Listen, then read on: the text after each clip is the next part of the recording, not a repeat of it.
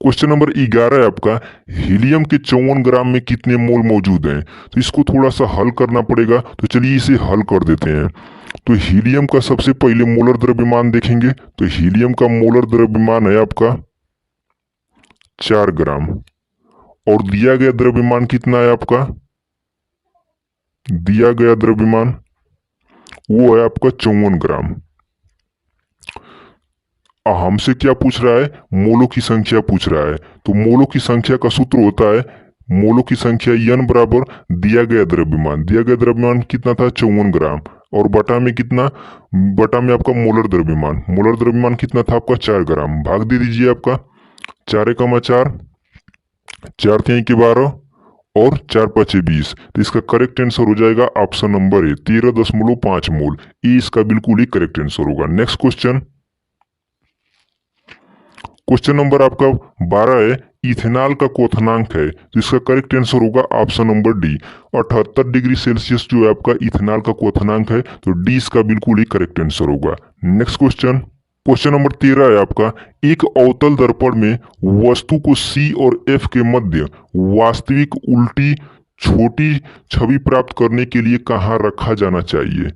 यानी कि इस सवाल का कहने का मतलब ये है कि वस्तु को कहाँ रखा जाए कि उस वस्तु का प्रतिबिंब जो है आपका वक्रता केंद्र C और फोकस दूरी F के मध्य बने और छोटा बने, वस्तु से क्या बने, छोटा उल्टा बने। तो इसे हम लोग चित्र के माध्यम से समझते हैं।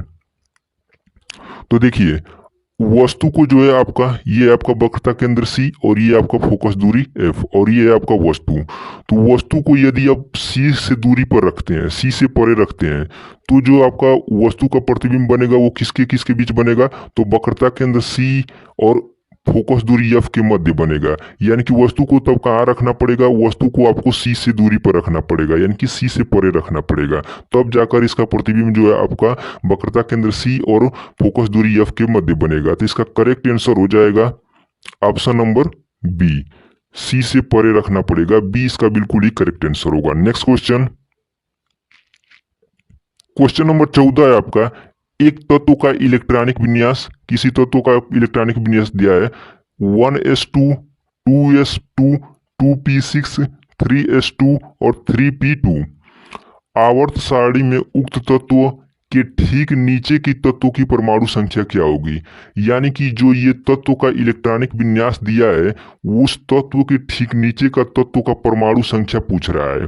तो सबसे पहले हम इसमें पता करते हैं ये कि किस तत्व का ये आपका इलेक्ट्रॉनिक विन्यास दिया है। तो यहाँ पर देखेंगे तो 2 और 2 4 और 6 4 10, 10 2 12 और 12 2 14। तो 14 जो होता है आपका सिलिकॉन का परमाणु क्रमांक होता है। 14 किसका परमाणु क्रमांक होता है, आपका सिलिकॉन का।